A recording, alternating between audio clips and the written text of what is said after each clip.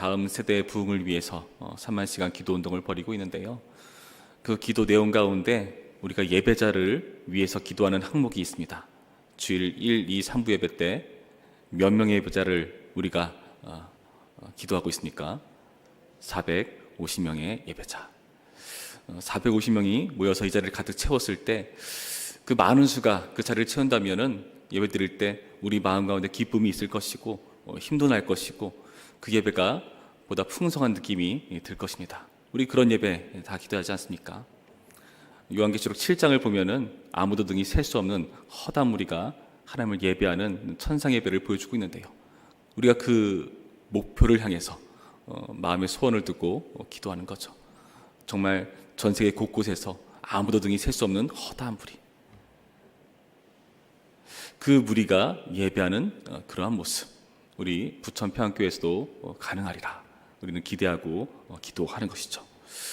그런데 당장 우리 주변의 상황들을 보면은 그것이 녹록지 않을 수 있겠다 하는 생각이 들 수 있습니다. 믿지 않는 나의 가족들, 아무리 전도해도 듣지 않는 사람들. 전도해 보시면 아시겠지만 대부분의 사람들은 전도를 그냥 쌩 무시하고 지나가지 않습니까? 전도지를 받더라도 그 용지는 버려버리고 휴지만 챙겨가는 그런 모습들, 그런 모습들이 우리를 좌절하고 낙심하게 만들죠. 과연 하나님께서 예배자를 모으고 계신 게 맞는가? 과연 우리 한국 땅에 이전과 같은 부흥은 다시 한번 찾아올 것인가 하는 그런 회의감 말이죠. 그런데 오늘 본문에서는 그런 우리를 향해서 용기를 잃지 말고 계속해서 전진할 것을 말씀해 주고 계십니다. 바로 전 세계 곳곳에서 사방팔방에서 예배자들이 일어나는 모습을 보여주고 있거든요. 4절 이하의 말씀을 보시면 내 눈을 들어 사방을 보라, 무리가 다 모여 내게로 오느니라. 내 아들들은 먼 곳에서 오겠고 내 딸들은 안개 올 것이라 하면서 회복을 설명하고 있죠. 그러면서 5절 이하의 말씀 보시면 바다의 부, 이방 나라들의 재물, 6절을 보면은 금과 유향, 7절에는 게달의 약물이, 느바요스의 수장, 그리고 9절 말씀 보시면 곧 섬들이 나를 낭망하고 다시스의 배들이 먼저 이르되 먼 곳에서 내 자손과 그들의 은금을 아울러 싣고 와서 내 하나님 여호와의 이름에 드리라 하며 이스라엘의 거룩한 이에게 드리려 하는 자들이라. 이 예배자들이 일어나서 예물을 드린다고 표현해요. 하나님께 봉헌물을 드리는 거죠. 전 세계 곳곳에서 말이죠. 놀랍지 않습니까? 이렇게 봉헌을 통해서 어떤 일을 하겠습니까? 하나님께 드리는 거잖아요. 여기에 정말 보배로운 보물도 있지만 우리가 아까 살펴봤듯이 7절의 게달의 약물이, 느바요스의 수장, 이방에서 온 그러한 재물을 통해서도 하나님께 제사 지내는 모습. 그런데 7절 이하에 뭐라 되어 있죠? 내 제단에 올라 기꺼이 받음이 되리니 하나님께서 받으시겠다 말씀하세요. 그렇게 해서 어떻게 하신다? 내가 내 영광의 집을 영화롭게 하리라. 하나님께서 정말 말도 안 되는 사람들, 기대하지 않았던 사람들, 뜻밖의 재물까지 받으시고 하나님의 집을 영화롭게, 영광스럽게 만드시겠다 말씀하시는 모습입니다. 이들이 이렇게 하나님께 봉헌물을 바치고 예배하는 이유가 무엇입니까? 6절 말씀 뒷부분에 뭐라 되어 있죠? 6절 말씀 뒷부분에 스바 사람들은 다 금과 유향을 가지고 와서 여호와의 찬송을 전파할 것이며, 여호와의 찬송을 전파한다. 이 찬송이라는 것은 하나님을 자랑한다는 의미를 가지고 있습니다. 하나님을 자랑하려면 하나님께서 어떤 일을 하셔야 됩니까? 하나님께서 자랑할 만한 일을 우리 가운데 행하셔야죠. 하나님을 칭찬할 만한 일을 우리 가운데 행하셔야죠.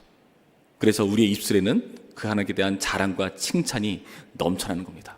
그게 바로 찬송인 거죠. 우리가 찬양할 때 그냥 화면에 띄어진 가사를 보고 부르는 게 아니라 우리 마음 가운데 주님께 대한 찬양할 만한 이유가 있기 때문에 그게 터져나오는 게 찬양이라고 하는 겁니다. 하나님 나에게 이러한 감사한 일을 행하셨죠. 나의 건강을 지켜주시고 나의 앞길을 인도하시고 나를 구원하시고 나를 그 영광의 길로 인도하시는 분이시죠.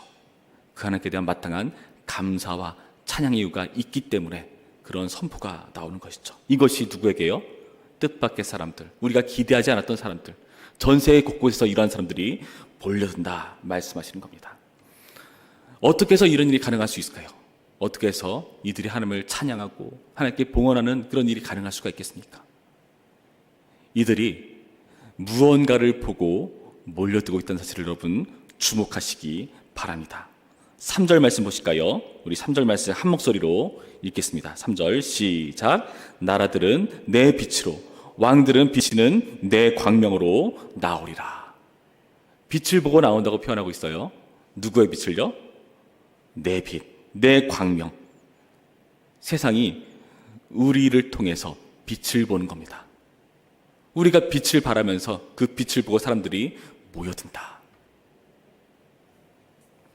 1절 말씀에 그래서 무엇이라 말합니까? 일어나라, 빛을 발하라.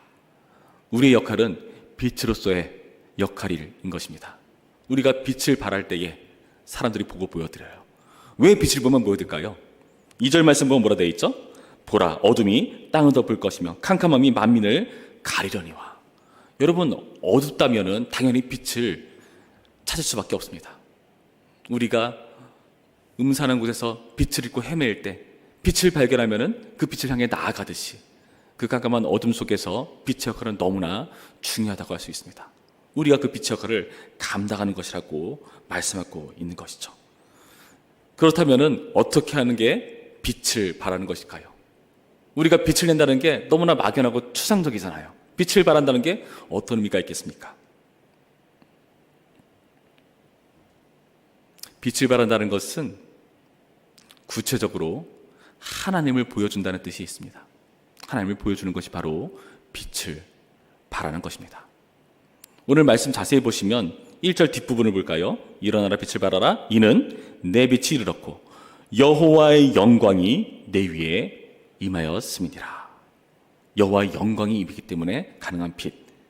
2절 뒷부분 뭐라 되어 있죠? 오직 여호와께서 내 위에 임하실 것이며 그의 영광이 내 위에 나타나니. 여러분, 우리가 빛을 발한다는 것은 우리 스스로의 빛을 낸다는 뜻이 아니라 우리는 그 빛을 누군가로부터 받아서 그것을 펼쳐내 보이는 통로와 같은 역할을 하는 겁니다. 빛이신 하나님을 보기 때문에 가능한 일이라고 밝혀주고 있는 겁니다. 그러니까 우리가 달을 보면은 달은요 스스로 빛을 낼 수 없잖아요. 태양빛을 받아서 그 빛을 반사해서 우리가 그 달을 볼 수 있듯이 그 깜깜한 어둠 속에서 말이죠. 우리가 그렇게 빛을 반사해내는 발광체가 아니라 반사체로 역할을 한다는 것입니다. 그럼 우리가 당연히 하나님의 빛을 잘 보고 그 빛을 잘 받아야 우리가 이 빛을 내는 게 가능하다고 말씀하고 있는 것입니다. 여러분, 그래서 우리는 중요한 태도가 있어요. 사실 우리가 빛을 발하고는 있지만 이 빛은 나 스스로 내는 빛이 결코 아니다. 여러분, 이런 태도를 가지는 것이 굉장히 중요합니다. 요한복음 1장 말씀을 보시면 하나님께서 빛에 대해서 말씀하시는데요. 그 빛을 설명하시면서 세례 요한을 언급합니다. 요한복음 1장 7절 말씀부터 제가 읽어드릴게요. 잘 들어보시기 바랍니다.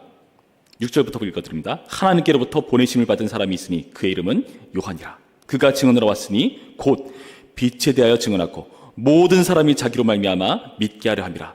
그는 이 빛이 아니요 이 빛에 대하여 증언하러 온 자라. 참빛 곧 세상에 와서 각 사람에게 비추는 빛이 있었나니. 이 빛은 무엇입니까?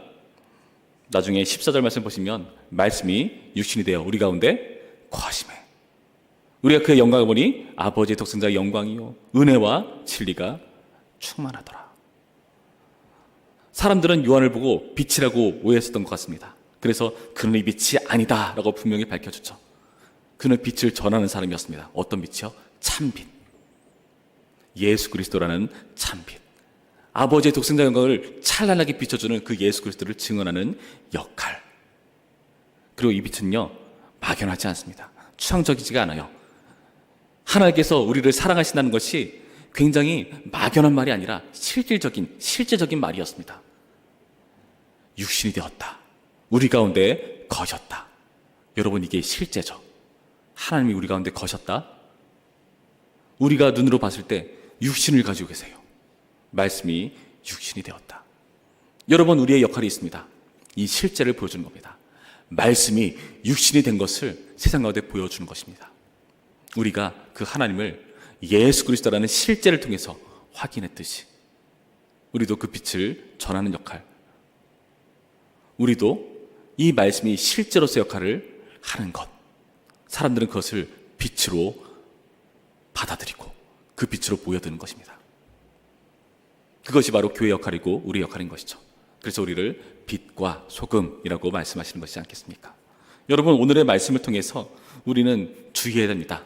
나는 빛이야, 나는 스스로 빛을 낼 수 없어 라는 그런 태도가 중요합니다. 그렇지 않다면 사람들이 우리를 보고 칭송하고 우리를 향해 몰려들 때에 내가 잘해서 그렇지, 내가 잘나서 그렇지, 교회가 잘 되니까 그렇지, 내가 잘 나가니까, 사업이 잘 되니까, 직장이 잘 풀리니까, 내 자식 자녀들이 잘 되니까 사람들이 우리의 모습을 보고 보여드리는 거지.